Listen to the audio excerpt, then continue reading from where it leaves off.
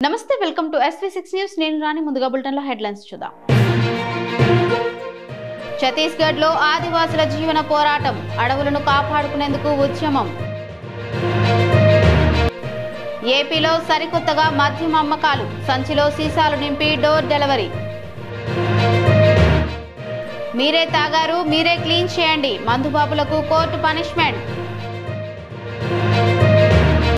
దేశవ్యాప్తంగా నిలిచిన ఇండిగో సర్వీసులు వరుసగా మూడో రోజు తప్పని ఇక్కట్లు ఇచ్చిన మాటకు కట్టుబడి పనిచేస్తాం మత్స్యకారులతో ఏపీ డిప్యూటీ సీఎం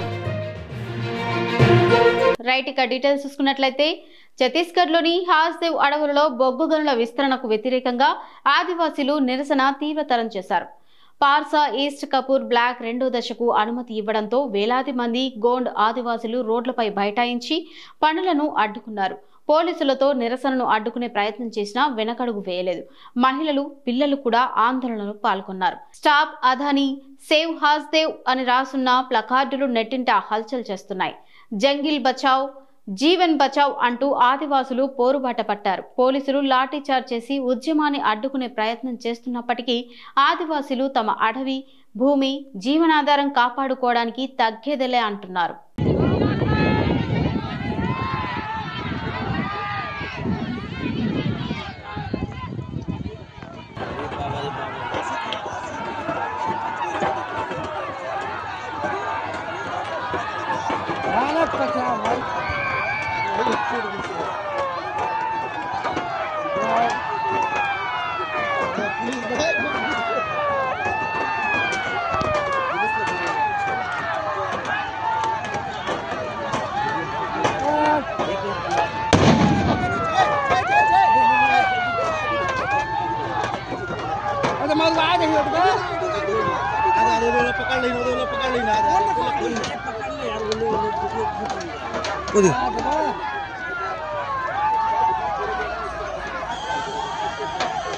एक पुलिस वाले को मार रहे हैं लोग पकड़ के यार अरे यार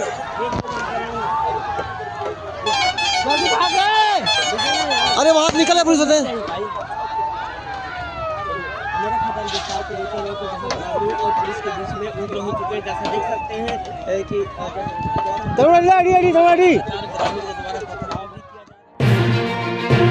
కృష్ణా జిల్లా పెడన నియోజకవర్గంలో కల్తీ మద్యం వ్యాపారం కొత్త రూపం దాల్చింది లేబుళ్లు లేని బ్రాండ్ గుర్తింపు లేని ప్లాస్టిక్ సీసాల్లో నిండిన స్పిరిట్ మిశ్రిత మద్యాన్ని వ్యాపారులు ఇంటింటికి హోమ్ డెలివరీ చేస్తున్నారు రాత్రి 8 తర్వాత బైక్లపై వచ్చి వాట్సాప్ ఆర్డర్ల ఆధారంగా సరఫరా జరుగుతోంది ధరలు అధికారిక మద్యం కంటే సగం తక్కువ ఈ అక్రమ వ్యాపారం గురించి స్థానికులు ఫిర్యాదు చేస్తున్న ఎక్సైజ్ పోలీసు యంత్రాంగం పట్టించుకోవడం లేదని ఆరోపణలు వినిపిస్తున్నాయి యువతలో వ్యసనం పెరుగుతుండటంతో ప్రజలు ఆందోళన వ్యక్తం చేస్తున్నారు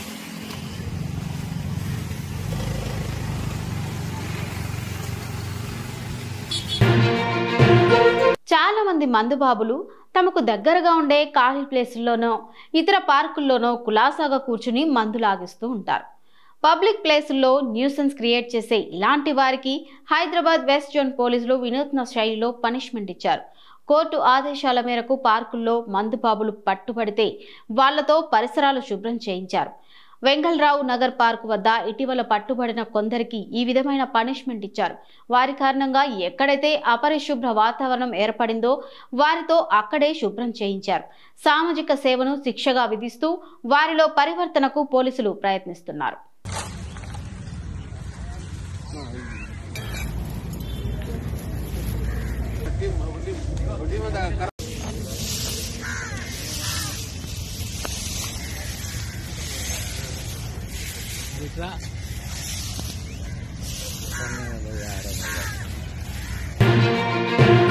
సిబ్బంది కొరత ఇండిగో ఎయిర్లైన్స్ కు ఇబ్బందికరంగా మారింది. వరుసగా 3వ రోజు విమాన సర్వీసులు నిలిచిపోయాయి. గురువారం ఉదయం వరకు దేశవ్యాప్తంగా 170కి పైగా విమానాలు రద్దయ్యాయి. హైదరాబాద్ నుంచి 33, ఢిల్లీ నుంచి 30 విమానాలు రద్దు కాగా బెంగళూరు, ముంబై, చెన్నైలలో ప్రయాణికులు తీవ్ర ఇబ్బంది పడుతున్నారు. బుధవారం 200కి పైగా సర్వీసులు రద్దు కాగా ఈ రోజు కూడా పరిస్థితి మారలేదు. దీంతో వేలాది మంది ప్రయాణికులు ఎయిర్పోర్టులోనే చిక్కుకుపోయారు. ఇండిగో అధికారులు సమస్యను త్వరగా పరిష్కరిస్తామని హామీ ఇచ్చారు.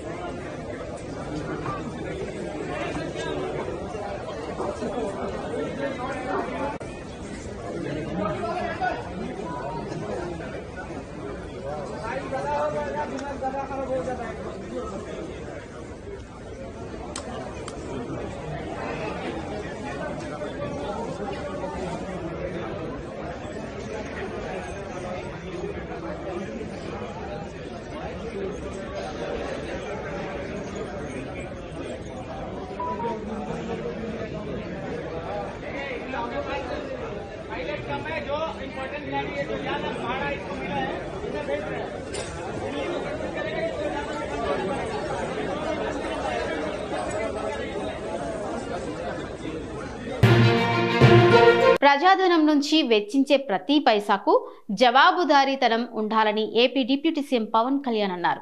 ఇచ్చిన మాటకు కట్టుబడి పనిచేయడమే కూటమి ప్రభుత్వ లక్ష్యమని వ్యాఖ్యానించారు. గత ప్రభుత్వ హయాంలో ప్రణాళిక లేకుండా ఇష్టానుసారంగా నిధులు ఖర్చు చేయడం వల్ల ప్రజాధనం వృధా అయ్యిందని విమర్శించారు. పోలవరం డయాఫ్రమ్ వాల్, ఉప్పాడ మత్స్యకార జట్టి నిర్మాణంలోని లోపాలే ఇందుకు నిదర్శనమని అన్నారు. మంగళగిరిలోని తన క్యాంపు కార్యాలయంలో ఉప్పాడ మత్స్యకారులతో ఆయన ప్రత్యేకంగా సమావేశమయ్యారు. 100 రోజుల ప్రణాళిక అమలు, భవిష్యత్ కార్యాచరణపై వారితో చర్చించారు. ఉప్పాడ నుంచి వచ్చిన మత్స్యకార సోదరులకి, మత్స్యకార నాయకులకి, ఆడపడుచులకి, పెద్దలకి, తల్లులకి, యువతకి, కూటమి పార్టీకి సంబంధించిన తెలుగుదేశం, జనసేన, బీజేపీ నాయకులందరికీ కూడా మనస్ఫూర్తిగా నా హృదయపూర్వక నమస్కారం. అలాగే ఈ మీటింగ్కి ప్రత్యేకించి ఏ సమస్య వచ్చినా సరే కలెక్టర్ గారు ప్రత్యేకించి ముందుండి చొరవ తీసుకొని ఆయన ఒక డిస్ట్రిక్ట్ని హ్యాండిల్ చేయటం అంటే సామాన్య విషయం కాదు.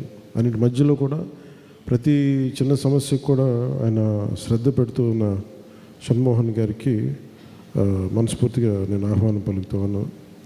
అలా ఏ రోజైతే మీరు ఆ సమస్య బయటికి తీసుకొచ్చారు, ఇట్లా ఉంది, మాకు ఇబ్బంది ఉందనేది మీ ఆందోళన చాలా బాధ కలిగించింది.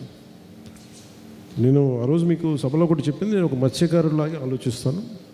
నేనే చేపలు పట్టిన వృత్తి అయితే నేను ఎట్లా ఆలోచించాలి, ఏం చేయాలి, దాంట్లో నేనేమనుకున్నానంటే, ఒకటి ఆ రోజు మత్స్యకారు యువత అందరితో మాట్లాడాను. మీరు నన్ను చూడాల్సింది లాస్ట్ టైం కొంతమంది అంటే నేను పార్టీల పరంగా మాట్లాడుతున్నాను. ఫస్ట్ ఇప్పుడు ఈ సమస్యకి ఇప్పుడు ఉప్పాడ సీ ప్రొటెక్షన్ వాల్ ఉంది. సీ ప్రొటెక్షన్ వాల్ ఇన్ని మీకు ఆల్మోస్ట్ ఒక దశాబ్దంన్నర నుంచి 30 years నుంచి, బట్ లాస్ట్ దశాబ్దంన్నరగా 15 ఏళ్ళుగా ఎక్కువ కోత గురవుతూ వచ్చింది. ఇది ఒకటి ప్రకృతి పరంగా ఉన్నది. దీన్ని చేసేవాడి మీదే రాళ్ళు పడతాయి. ఎవరైతే పని చేస్తానంటారో వాడి మీద ఎక్కువ రాళ్ళు పడతాయి. అది ఏముండదండి, పన్నులు చెట్టుకి రాళ్ళు పడతా ఉంటాయి. చేయనోడిని ఎవరు పట్టించుకోరు. నేను చేస్తుంటే ఇంకా చేయంటే మిమ్మల్ని ఏం కోరుకుంటున్నానంటే, ఇప్పుడు ఉదాహరణకి ఇప్పుడు మన జట్టి ఉంది, ఉప్పాడు జట్టి కొత్త కట్టారు. అది డిజైన్ లోపం. అది ఆ డిజైన్ లోపం వల్ల కరెక్షన్ చేయలేకపోవడం, దానికి 90 కోట్లు మళ్ళీ అదనంగా ఖర్చు పెట్టాల్సి వస్తుంది. ఇప్పుడు లాస్ట్ ప్రభుత్వంలో కూడా డబ్బులు ఎలా వెళ్ళిపోతున్నాయని చెప్పడానికి కూడా మీకు ఇప్పుడు కాఫర్ డ్యామ్ పోలవరం వీళ్ళు అరాకొరగా మనుషుల్ని మార్చేసి ఏముంటుందని కన్స్ట్రక్ట్ చేసి కాంట్రాక్టర్స్ని మార్చేసి దానివల్ల 1000 కోట్లు వృధా అయిపోయింది. అది ఎందుకు పనికిరాదు ఇప్పుడు. అందుకని మళ్ళీ కొత్తది కట్టింది. అది కేంద్ర ప్రభుత్వానికి మళ్ళీ అదనపు భారం. అది అలాగే మన ఉప్పాడది కూడా 90 కోట్లు మన అదనం ఆల్రెడీ కట్టేసాం. కట్టిన దానికి మళ్ళీ కరెక్షన్కి మళ్ళీ 90 కోట్లు అవుతుంది. సో ఇవి కూడా మీరు అర్థం చేసుకోండి. అంటే ఇవన్నీ ఎందుకు చెప్తున్నానంటే, ఒకసారి వాస్తవాలు ఇప్పుడు కూర్చోబెట్టి మేము చేయడానికి డబ్బు ఉన్నది ఎంత అందంగా ఎంత బాధ్యతగా ఖర్చు పెట్టాలనే దాని మీదే మేము అందరం ఉంటాం. ఉన్నది పరిమితమైన డబ్బులు ముఖ్యంగా మనకు సంబంధించిన రాత్రి ఇప్పుడు ఈ రోజున మనకి ఉప్పాడ సీవాల్ ఉంది, తీర ప్రాంత రక్షణ కూడా. అది ఎంత ఖర్చు అవుతుంది? 323 కోట్ల రూపాయలు ఖర్చు అవుతుంది. కానీ మనం చేసే పని ఇప్పుడు రేపొద్దున తీర ప్రాంత రక్షణ చేస్తే అందరికీ ఉపయోగపడదు. ఈరోజు మనం చేయబట్టి ఏం జరుగుతుందంటే, నేను వెళ్ళి ప్రత్యేకించి అది హోమ్ మినిస్ట్రీ చేయాలి, దాన్ని కేంద్ర హోంశాఖ వారి కింద ఉంటుంది. వారితో అనేక పర్యాలు మనలాగే దేశం అంతా ఇలాంటి తీర ప్రాంతం ఉన్న చోట్ల సముద్రపు కోత గురవుతున్న ప్రతి ఒక్కరు కూడా చాలామంది అప్లికేషన్లు పెట్టారు, మాకు కావాలని. నేను ప్రత్యేకించి నివేదించాను. నాకున్న బలం ఏంటి, కూర్చోబెట్టి మాట్లాడి చెప్పి మనం ఇంత అండగా నిలబడ్డాం కాబట్టి వాళ్ళు కూర్చోబెట్టి సూచనప్రాయంగా మేము తెలియజేశారు. మనకేం తెలియజేశారు, ఖచ్చితంగా దీన్ని ముందుకు తీసుకెళ్తాం. అది ఇంకొక మీటింగ్ ఏదో ఉందో ఆ మీటింగ్ ఇప్పుడు నేను ఢిల్లీ వెళ్తున్నాను. సో నా కోరిక ఏంటంటే, ఈ టర్మ్లోనే మన తీర ప్రాంత రక్షణ కూడా మొదలవ్వాలి, అది పూర్తి అయిపోవాలని మనస్ఫూర్తి కోరిక. అంటే నేను మిగతా పార్టీ వాళ్ళగా నేను కూర్చోబెట్టి బూతులు తిట్టేసి గోళ్ళు చేసేసి ప్రతి చిన్న గొడవను పెంచి పెద్ద చేయలేదు. నేను గొడవ తగ్గించడానికి ఉంటాను, లేదంటే గొడవలను సామరస్యపూర్వకం తగ్గించి సమస్యకు పరిష్కారం వెతుకుతాను. అలాగే మొన్న అసలు ఇదంతా ఎందుకు స్టార్ట్ అయింది, పొల్యూషన్ అనేది పారిశ్రామిక పరిశ్రమలు ఉన్న చుట్టుపక్కల పరిశ్రమల కాలుష్యం వల్ల మత్స్య సంపద ప్రధానమైన కంప్లైంట్ ఏంటి, మత్స్య సంపద నశించిపోతుంది. ఇదే కదా మన మేజర్ కంప్లైంట్, మా జీవనోపాధి కోల్పోతుంది. ఇది వాస్తవాలేంటి అవాస్తవాలేంటి అసలు ఎంత అనేది ఇప్పుడు కూర్చోబెట్టి ఇప్పుడు మనం ఒక ఇప్పుడు మనకు వ్యాధిని నిర్ధారించాలి అంటే, జబ్బుని చెప్పాలి అంటే టెస్టులు లేకుండా జబ్బుని చెప్పలేం. మీకు కొంతమందికి ఒక అనుభవం ఉంటుంది,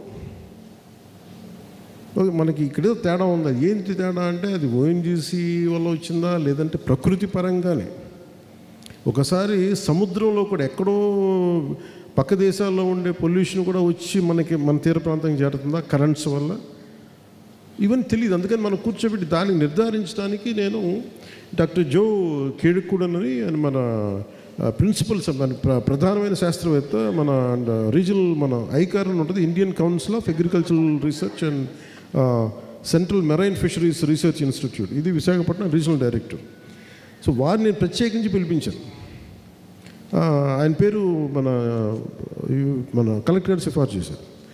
ఆయన కూర్చోబెట్టి నేను ఏం చెప్పానంటే, సార్ మీ ఇన్స్టిట్యూట్ తాలూకు అసలు ముఖ్య ఉద్దేశం ఏంటి అంటే, వాళ్ళు ఏంటంటే మత్స్యం ఒక చేపల వృత్తి మీద ఆధారపడే మత్స్యకార కుటుంబాలని వారికి జీవన ప్రమాణాలను పెంచడం. అంటే వారికి ఏదైతే వేట ప్రధానమో ఆ వేట తాలూకు ఆ మత్స్య సంపదని ప్రప్రదంగా దాన్ని పెంచడం, వారి రక్షణకి ఇది. సో చెప్తా నేనేం చెప్పానంటే, ఆయన 100 చెప్పాను నాకు.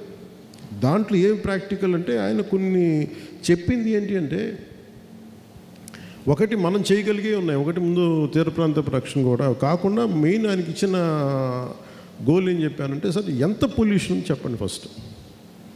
ఎందుకంటే మనం వెళ్ళి స్థానికంగా కొంతమంది ఉండి నాయకులు కూర్చోబెట్టు, లేదంటే నేను కూడా గబుక్కుని భావోద్వేగానికి లోనైపోయి కోపం వచ్చేసి ఒక పరిశ్రమలు అనేస్తే, ఒకవేళ అది నిజం కాకపోతే, ఒకవేళ ఇంకో కారణం అంటే మనందరినీ ఏం చేస్తారో తెలియదు.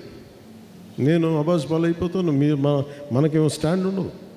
అందుకే నేనేం చెప్పాను, ఒక సైంటిఫిక్ పద్ధతిలో పెడదాం సార్, మీరు చూడండి అంటే ఆయన కూర్చోబెట్టి ఆయన చాలా కారణాలు చెప్పారు. అందుకని మేము ఒక 20 చోట్ల మేము శాంపిల్ తీసుకుంటాం.